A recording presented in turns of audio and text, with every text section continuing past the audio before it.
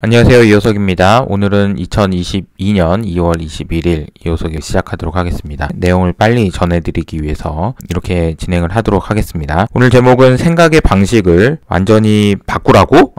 이런 제목으로 말씀을 드릴 텐데 우리가 그동안 생각하는 방식, 투자하는 데 있어서의 생각하는 방식이 있었어요. 우리가 생각하는 방식. 이걸 지금 바꾸라고 얘기하는 사람들이 좀 있고 그게 좀 약간 제가 생각해도 설득력이 좀 있는 것 같아서 자세하게 설명을 드려보도록 하겠습니다. 항상 말씀드리지만 뭔가를 바꾸는 것은 항상 기회예요. 어떤 기회들이 있다. 이 부분도 좀 간단히 말씀을 드려보도록 하겠습니다. 첫 번째 주제는 생각의 방식을 바꾸라고 요겁니다. 생각의 방식을 어떻게 바꾸라는 거냐?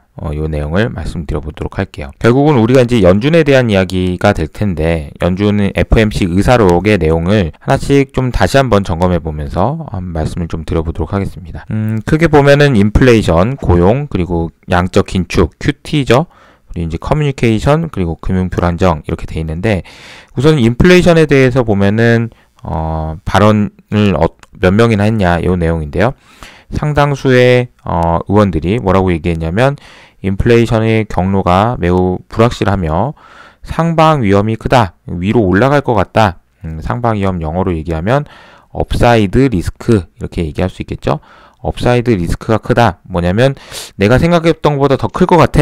클 수도 있을 것 같아. 틀린다면 내가 위쪽에서 틀릴 것 같아. 이런 얘기를 드렸었고 사실 이 그림에 보시면 12월 FOMC 리뷰를 할 때 저도 이제 이 얘기를 했죠. 물가는 여전히 업사이드 리스크가 크다라고 생각을 하는 것 같아요. 라고 말씀드린 바 있습니다. 근데 이렇게 클지는 몰랐지. 어쨌든 그런 상황이고요. 1월 FOMC 회의 의사록에서도 역시나 연준 의원들은 인플레이션에 대해서는 상당히 좀 겁을 먹고 있다. 이렇게 보시면 될 것 같고요. 그러다 보니까 이제 기존에 우리가 생각했던 것, 즉 다시 말하면은 구조적인 경향 혹은 구조적인 요인들 중에서 기술의 변화에 의한 뭐 쿠팡이든 아마존이든 이런 애들이 인플레이션을 낮추는 요인들 그리고 인구구조는 뭐 여전히 디플레이셔너리한 압력이 더 크죠. 그리고 저성장. 이건 너무 구조적이잖아. 근데 이것이 재출현할 것이다 라고 봤던 연준 의원들은 그러면 되게 별로 없는 거예요. 그러니까 이게 원래는 구조적인 것 때문에 이거 디플레이션 영향이 굉장히 크고 압력이 커. 이런 얘기를 하는 사람들이 없어요. 이렇게 지금 인플레이션에 대한 연준 의원들의 생각이 많이 바뀌었다. 라는 겁니다. 저는 여전히 이 얘기들이 좀 중요하다라고 생각을 하고 있는데 연준 의원들 중에서는 이제 많이 자신감이 약화됐다. 왜냐하면 이제 인플레이션 숫자들이 워낙 세게 나오니까 생각들이 연준 의원들도 많이 바뀐 것 같습니다. 그러다 보니까 대부분의 연준 의원들은 인플레가 안 잡히면 더 빠른 정상화가 필요하다라고 얘기했습니다. 이 더 빠른 정상화가 필요하다라는 부분에 대해서는 이견이 거의 없는 것 같아요. 언제요? 인플레가 안 잡히면. 그래서 제가 계속 말씀드리는 거는 인플레가 잡히느냐 안 잡히느냐가 너무 중요하다라고 말씀드릴 수 있는 거죠. 두 번째 요인은 이제 고용과 관련돼서는 이견이 없습니다. 이미 잘 되고 있다. 최대 고용에 근접했다. 양적 긴축에 대해서는 2명 정도가 1월 달에라도 당장 매입 종료를 해야 된다라고 얘기할 정도로 세게 얘기하시는 분도 있었지만 어쨌든 대다수의 사람들은 올해 하반기부터 시작해야 된다라고 얘기했습니다. 의사록에 대한 내용들을 이렇게 정리를 하면서 보면서 저도 느낀 점은 인플레이션에 대해서 연준 의원들이 진심으로 잡으려고 생각을 했는데 요놈 봐라 이거 생각보다 잘 안 잡히네 이렇게 좀 걱정하는 사람들이 많아졌고 그러다 보니까 이제 구조적인 영향들까지 이거 자신 없는데 이런 사람들이 늘어날 정도로 지금 이제 시장의 상황이 많이 바뀌었다라는 걸 말씀드리겠습니다. 이제 주요 IB들의 금리 인상 전망을 보면 골드만삭스와 뱅크 오브 아메리카가 7번이고요. 나머지는 이제 5번이 많은 것 같습니다.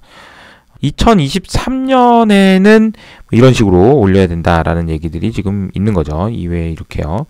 최종 금리는 뱅크 오브 아메리카 같은 경우에는 3%까지 올려야 된다. 골드만삭스는 2.75%, 나머지는 다 2%에서 많게는 2.5% 정도 수준이라고 보시면 될 것 같습니다. 근데 2024년은 모르겠어요. 아직은 뭐 딱히 전망치가 나와 있지 않은데, 그래서 유로 달러 시장이라는 곳에서 반영되어 있는 2024년의 금리 변동폭은 어떻게 돼 있냐라고 보면 금리를 인하할 것 같은데 라는 얘기들이 나오고 있다는 거죠. 2022년 1월부터 2024년에 2년 후죠.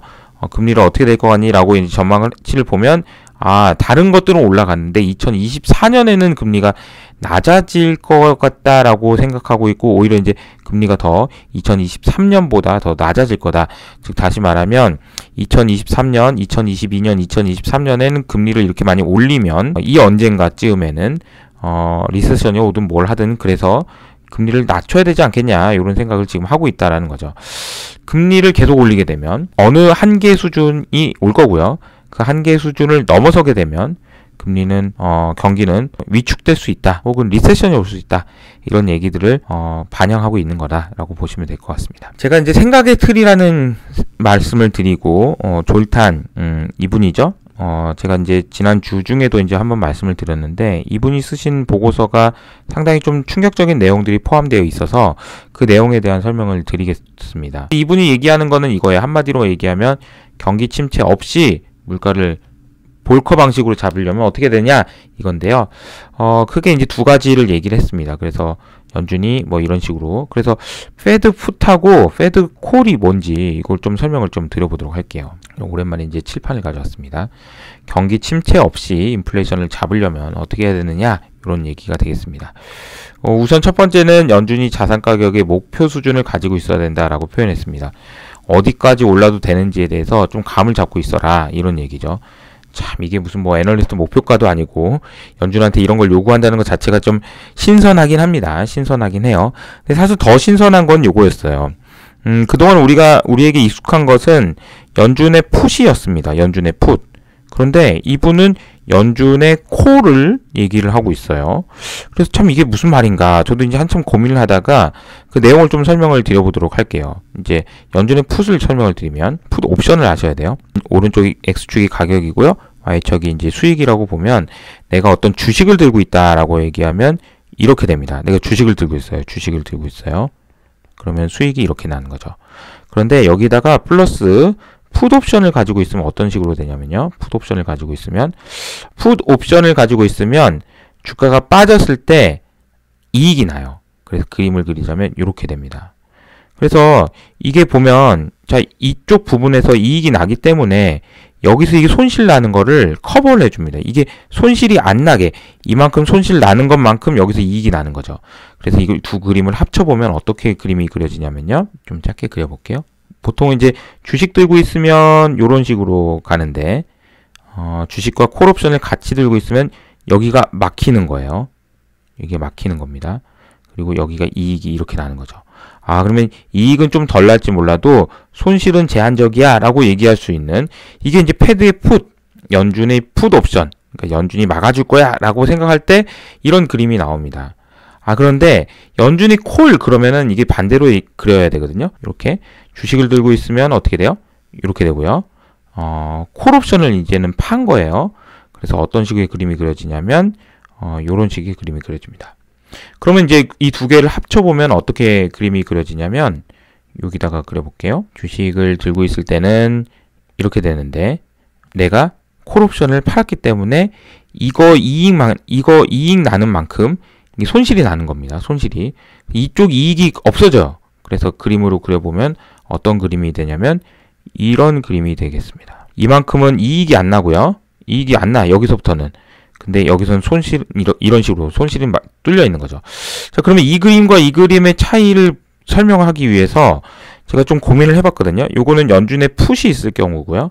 이건 연준의 콜이 있을 때입니다. 그러면 이거는 완전히 다르게 해야 돼요. 만약에 이제 졸탄이라는 사람이 의견이 받아들여진다면, 뭐 받아들여질지 안 받아들여질지는 모르겠습니다만, 받아들여진다면 생각을 좀 다르게 해야 된다는 거예요. 즉 다시 말하면 연준이 가격이 이 이상 올라가지 않도록 막아야 돼 라는 얘기예요. 왜냐면 사람들이 너무 주식만 투자하려고 그러고 일을 안 해, 일자리로 다시 돌아와야 돼, 이런 얘기를 하고 있다는 거죠. 그래서 이게 좀 달라요. 이게 콜과 풋이 다르다. 그래서 개념을 조금 더 제가 정리를 좀 해보면 이렇습니다. 연준이 풋을 가지고 있을 때는 어떻게 얘기하냐면요, 사람들이 생각을 이렇게 하는 겁니다. 주가가 만약에 빠져요. 주가가 빠지면 연준이 도와줄 거야. 라는 겁니다. 어떻게? 주가가 더는 안 빠지도록 연준이 결국 막아줄 거야. 늘 그래왔어. 라는 거죠. 근데 연준이 콜이 되면 어떻게 되냐면 연준이 막을 거야. 뭘 막는데? 주가가 더 못 올라가게 막을 거야. 더 못 올라가게. 더 올라가면 안 된대. 자기네들이 정해놓은 게 있대. 이렇게 된다는 거죠. 과거에는 이제 주가가 얼마까지 빠져도 되는지에 대한 설명을 얘네들이 했다면, 이 반대로 얘기하면 이렇게 된다라는 거죠. 근데 이게 자세히 생각해보면, 과거에 왜 연준이 이런 풋을 만들었을까를 생각을 해보면, 이것 때문에 그래요. 왜? 가만히 놔두면 빠지니까. 어떻게 해서는 양적 완화를 하든 금리 인하를 하든 뭘 하든 해가지고 안 빠지도록 막아준다라는 얘기가 될 거고요. 반대로 왜 이걸 위로 올라가지 못하도록 막으려고 하냐면 왜? 가만히 놔두면 올라가니까. 이 올라가려는 힘이 너무 세다는 거죠. 이게 올라가려는 힘, 이때는 내려가려는 힘이 센 거고, 이때는 가만 놔두면 올라가려는 힘이 센 겁니다. 연준이 가만히 놔둔다. 혹은 지금 생각해보면 연준이 만약에 금리를 안 올린다. 아니면 지금 니네들이 우리가 생각하는 것보다 긴축을 덜 한다. 그럼 어떻게 될까요? 주가는 가만 놔두면 엄청 오를걸요? 여기는 가만 놔두면 빠지니까 연준이 막은 거고, 가만 놔두면 오를 거라는 거죠. 그래서 연준이 이제 이런 부분들을 생각하면 반대의 개념이고요. 그렇게 되면 사람들은 어떻게 생각하게 되냐? 풋이 있었을 때는 자산 가격은 계속 끝없이 빠질 수 없다. 끝없이 빠질 수는 없어. 이게 빠지긴 빠지는데 결국에는 올라올 거야. 왜? 연준 풋이 있잖아. 이렇게 생각을 하는 거라면 지금은 어떻게 생각하냐면 자산 가격은 계속 끝없이 올라가는 건 아니다. 라고 생각을 하게 된다는 거죠. 그러니까 사람들이 뭘 하도록 만들려고 하는 거냐면 야, 일하러 가자. 야, 이게 자산 가격이 계속 올라가는 건 줄 알았는데 아니래. 야, 가자. 일하러 가자. 일도 좀 하고 그래야 되겠어. 돈도 좀 아끼고. 요렇게 생각하도록 만든다는 거죠. 근데 사실 봐봐요. 가만히 놔두면 연준이 이렇게까지 강압적으로 이렇게 하지 않으면 솔직히 얘기해서 여러분들도 다 알고 뭐 저도 계속 말씀드리지만 가만 놔두면 자산 가격은 올라간다니까요. 올라가요. 왜냐면 분모가 낮아지니까 올라간단 말이야. 그러니까 사람들로 하여금 그게 아니라고 생각하기 위해서는 뭔가 다른 좀 강력한 조치, 나 이제 니네 풋 안 한다, 콜이다 라는 식으로 얘기를 하든지 뭐든지 아무튼 얘기를 해야 된다는 거예요. 더 올라가지 못하도록 만들기 위해서. 그래서 우리 전략은 어떻게 돼야 되냐면 이때는 야, 빠지면 무조건 사자. 그러면 먹는 거예요. 근데 이때는 오르면 팔자. 이렇게 돼야 되는 거예요. 이게 방식이 좀 많이 달라질 것 같습니다. 그러면 뭔가 올라가면 기대 수익률 낮춰야 된다라는 거예요. 낮춰야 된다. 막혀있다. 막혀있을 수도 있다. 그런 생각이 드니까 어느 정도 올라가면 좀 팔고 이렇게 할 필요가 있지 않나 그런 생각이 듭니다. 너의 생각은 어떠냐라고 얘기하면 이 졸탄이라는 분이 얘기한 게 저는 상당히 좀 의미는 있다라고 생각해요. 그래서 제가 말씀드리고 있는 거는 뭐 생존이 중요하다, 아이디어보다 뭐 등등 여러 가지 보수적이라고 들릴 수 있는 그런 얘기들을 많이 드렸지만 저는 이제 생각의 방식에 대해서 고민해 볼 필요가 있다라고 생각합니다. 지금 여러분들이 투자를 하시는 데 있어서 막 아이디어가 생겨가지고 막 와 좋다, 와 반짝반짝 그래가지고 주식으로 돈을 버는 거 또 물론 중요하고 앞으로도 계속 하셔야 되지만 그것도 중요하지만 졸탄이 얘기했던 것이 이 아저씨가 얘기했던 것이 실제로 연준에서 받아들여질 가능성도 있고 가만히 보면은 12월 FOMC 이후로 1월 FOMC를 지나가는 동안에 우리가 2022년이 들어서면서부터 분명히 연준 풋보다는 연준 콜에 해당되는 행동들을 많이 하고 있다. 라는 겁니다. 그래서 이런 부분들을 좀 생각을 하셔야 된다. 뒤에 어떻게 투자를 하는지에 대해서는 추가적으로 말씀드려 보도록 하겠습니다. 그리고 이제 두 번째 주제는 가장 위험한 것에 대한 이야기입니다. 사실 이제 위험한 것에 대한 이야기를 제가 드리는 이유는 효치님들이 이제 주식을 하시고 뭐 하는 것도 중요해요. 근데 이제 제 주변에 얘기를 좀 들어보면 여러분이 주식으로 돈을 버는 것도 중요한데 손실이 더 이상 안 나게 하는 게 또 중요하거든요. 이 얘기는 좀 잘 들어주셨으면 좋겠어요. 손실이 안 나게 하는 것이 단순히 여러분들이 가지고 있는 주식을 점검하는 것도 중요하지만 지금 제 생각에는 또 다른 걸 점검하실 필요가 있어요. 손실이 안 나도록 하기 위해서 뭘 필요한지 이거 말씀을 좀 드려보도록 할게요. 자, 이게 BIS라는 곳에서 논문이 하나 나왔는데 이 논문이 상당히 좀 의미 있는 얘기여가지고 제가 설명을 들어보도록 하겠습니다. 제목은 뭐냐면 오픈엔디드 본드 펀드예요. 자, 열려있는 펀드네요. 열려있는 펀드. 그래서 이거 이제 뭐라고 얘기 나왔냐면 시스테미틱한 리스크다라고 되어 있습니다. 그래서 정책적인 함의가 뭐냐 요렇게 얘기가 나왔고요.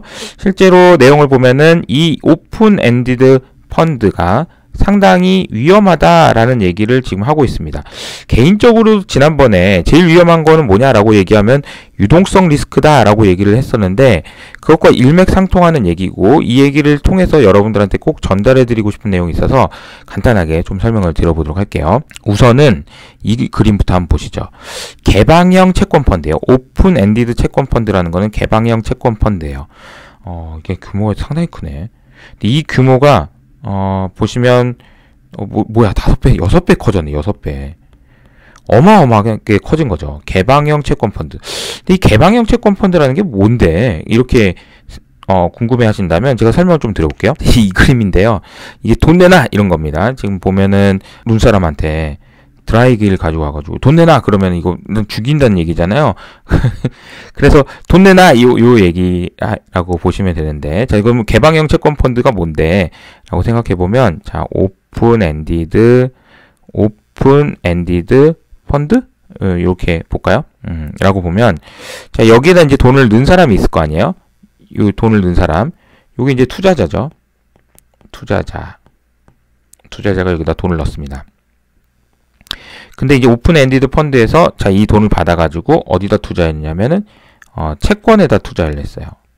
채권에다 투자한다는 얘기는 돈을 빌려줬다는 얘기는 빌려줌. 돈을 빌려주는 게 이제 여기저기 빌려줄 수 있죠. 뭐 예를 들어서 정부한테 빌려줄 수도 있고 사람한테 빌려줄 수도 있고 그리고 기업한테 빌려줄 수 있고 여러 가지 빌려줄 수 있습니다. 그런데 이제 회사채 같은 경우에는 이렇게 빌려준 돈을 돌려받기가 상당히 어렵습니다. 돌려받는다는 얘기는 은행에서 돈 빌려주고 사장님 돈 갚으세요 라는 얘기랑 똑같기 때문에 그래요. 그런데 오픈엔디드라는 건 뭐냐면 보통의 경우 이렇게 채권형 이런 펀드들 같은 경우에는 돈을 돌려받기가 어려우니까 개방형이 아니고 클로즈드형이 많아요. 클로즈드형은 뭐냐면은 여러분 여기 투자를 했잖아요. 그러면 3년 동안은 못 받아요. 그러니까 알아서 하세요 라고 얘기를 하고 펀드를 받는데 오픈엔디드 같은 경우는 뭐냐면은 언제든지 찾아가실 수 있어요 라고 얘기한 거죠. 자, 그러면 이제 여기서 문제가 되는 경우, 이런 경우입니다. 그러니까 어떤 이유 때문인지 모르겠지만, 투자자가 이 그림에서처럼 돈 내놔. 이렇게 되면 돈을 내놔야 되는 거예요. 돈 내놓으세요. 이렇게 내놔야 돼요. 근데 이제 문제는 뭐냐면, 이 펀드 내에서 이걸 팔아가지고 돈을 받아야 되는데, 팔아야 된다는 얘기는 뭐냐면, 회사한테 돈 주세요. 라고 얘기하는 거잖아요. 근데 회사가, 나 돈 없는데, 이렇게 돼버리면, 여기에 문제가 된다는 거죠. 여기는 돈을 회수하기가 어려운데 여기는 그냥 뻥 뚫려가지고 언제든 요청하세요. 요청하시면 제가 돈 드릴게요 라고 얘기가 돼 있는 펀드가 오픈 엔디드 펀드라고 보시면 됩니다. 여기에 이제 이 채권이 들어있기 때문에 문제가 된다라고 보시면 되는데요. 그래서 이 오픈 엔디드 펀드 같은 경우에는 이제 이 펀드에 투자한 사람들이 여기 있는데 돈 내놓으라고 하면은 여기 잘라서 현금 들고 있는 거나 유동성이 있는 자산, 유동성이 있는 것, 그나마 유동성이 있는 것들을 먼저 팔거나 아니면 이렇게 쪼개서 팔거나 어떤 경우에든지 사실은 제대로 대응하기가 쉽지가 않습니다. 그리고 이렇게 대응하는 과정에서 반드시 가격에 손해를 보도록 돼 있어요. 안 팔아도 되는데 팔아야 되니까 내가 가지고 있는 거를 안 팔아도 되는데 팔아야 되니까 손실을 납니다. 그러면 어떻게 되냐면 먼저 나 돈 판매해주세요 라는 사람은 그나마 돈을 가져갈 수라도 있는데 이 사람들은 돈을 못 가져가게 생기는 리스크가 생깁니다 라는 거죠. 그러다 보니까 이제 이 사람들 입장에서는 어떤 일이 생길까요? 이거 뭐야 이거 큰일 났네.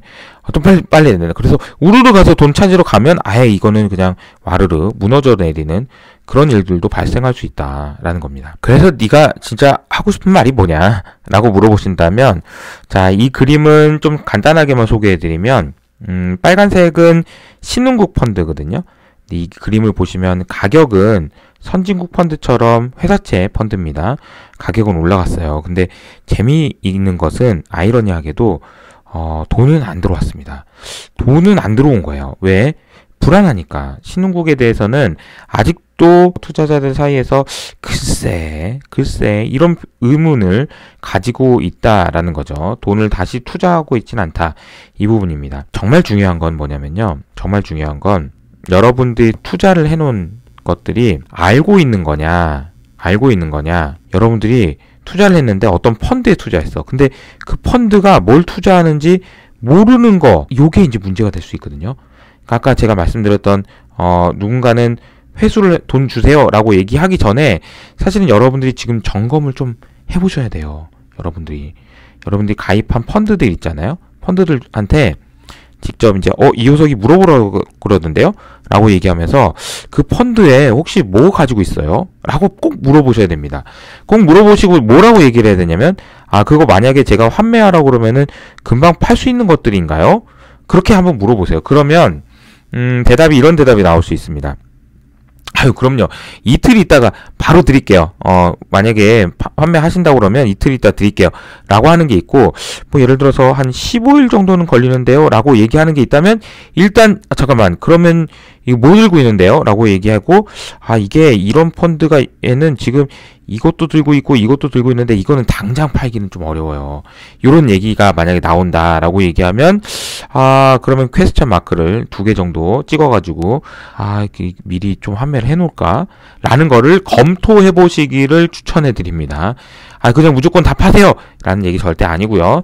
다만 제가 오늘 말씀드렸던 것처럼 혹시라도 이쪽에는 이 펀드가 오픈엔디드 펀드여서 이 펀드를 놓고 여러분들이 투자자한테 돈을 받긴 받았는데 언제든지 빼갈 수 있도록은 돼 있는데 환매하시면 환매 대응해드립니다.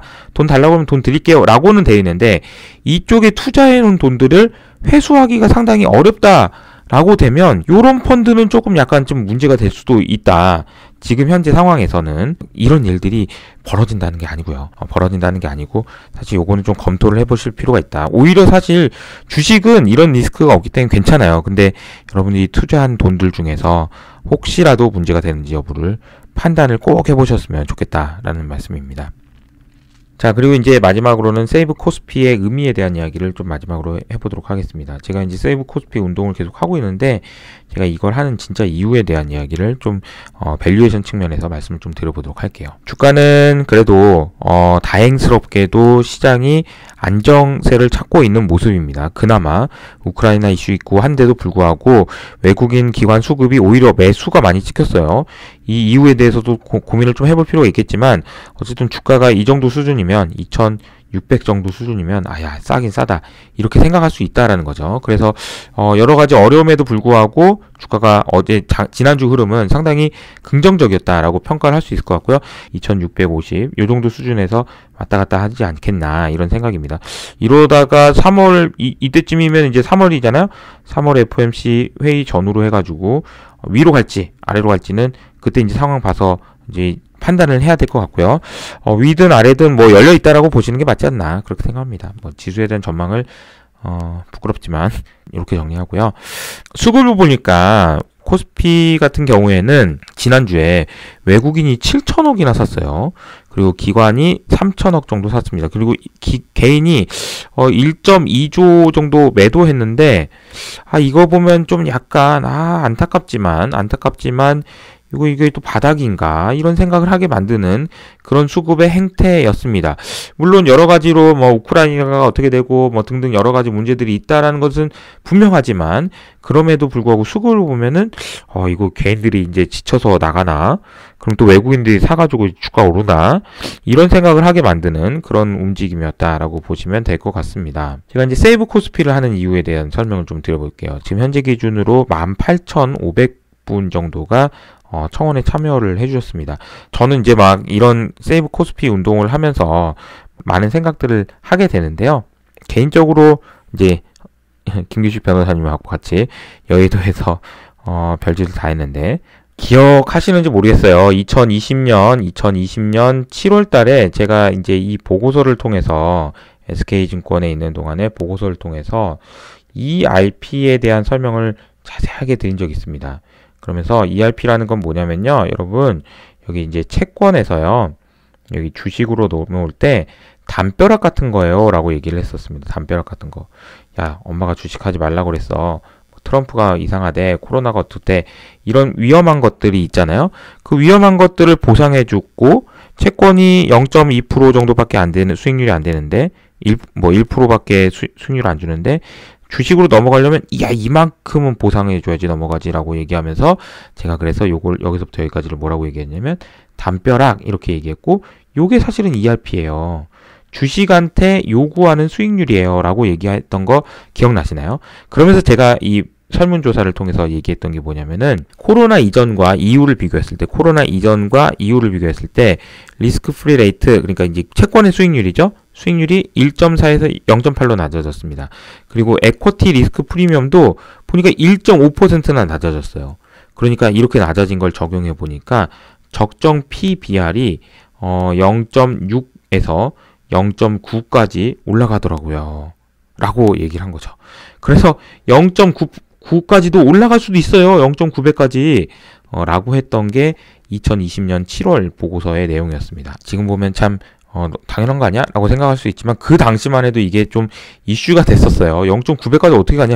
야 그러면 2,700까지 올라간다고? 말도 안 되는 소리 하고 있어. 라고 시장에서 이제 반응들이 있었던 그런 보고서의 내용이었습니다. 0.9배에서 1배 정도 수준이 현재 정도 수준이거든요. 그러니까 주가 지수가 2,700포인트면은 그때 야 올라온다 했던 그 지수대였는데 참 이게 코로나 때는 이게요 낮아진 거예요. 이게 낮아진 겁니다. 담벼락이 낮아졌어요. 왜냐하면 사람들이 야 이게 주식 하긴 해야 되겠다라는 생각을 많이 했었고 그리고 금리도 낮아졌고요. 그런데 지금은 어떤 상황이냐면 사실 죄송한 얘기지만 이게 올라갔습니다. 금리도 올라갔지만 사람들 개인 투자자들의 심리 속에서 나 주식 안 해. 그러면서 이렇게 돌아가려고 하는 힘들이 생겼다라는 거죠. 그러면서 담벼락이 올라갔다. 그러면 어떻게 되나요? 금리는 올라가게 됩니다.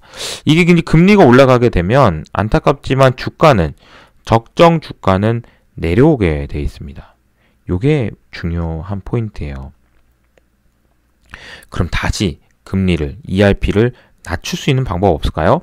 낮출 수 있는 방법이 있습니다. 그게 뭐냐면 세이브 코스피인 거죠. 제가 세이브 코스피 운동을 하면서 사실 마음속으로 생각하는 거는 요거예요. 이제 우리나라 투자자들 혹은 해외 투자자들도 이 ERP를 낮출 수 있는 방법은 지금 현재 기준으로는 없어요. 매크로 환경이나 이런 거는 쉽지 않아요. 뭐 어닝이 올라가는 것도 좋지만 실제로 매크로 환경이 좋아지기가 상당히 어렵단 말이에요. 그럼 유일하게 이게 내려갈 수 있는 방법은 뭐냐? 그러면은 이거는 지배구조라고 보는 거죠. 혹은 거버넌스라고 보는 거죠. 기업들이 소액주주 알기를 우습게 알지 않았을 때야만 비로소 이게 내려갈 수 있습니다.